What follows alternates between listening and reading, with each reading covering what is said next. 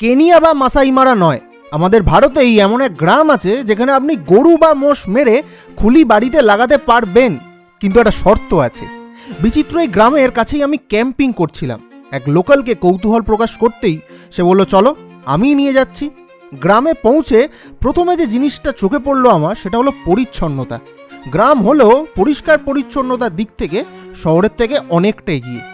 প্রথমে চার্চ দেখেই চলে গেলাম সেই বাড়ি দেখতে, যার উপরে রাখা ছিল ষাঁড় মোষ আর গরুর খুলি।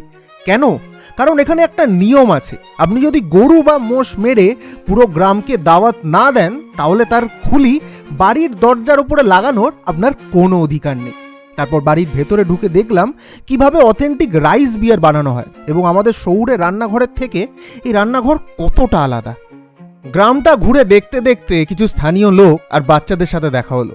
ভেবেও অবাক লাগে যে এখানে কোনো 10 মিনিট ডেলিভারি অ্যাপ নেই এবং শহুরে অনেক সুযোগ সুবিধাই নেই।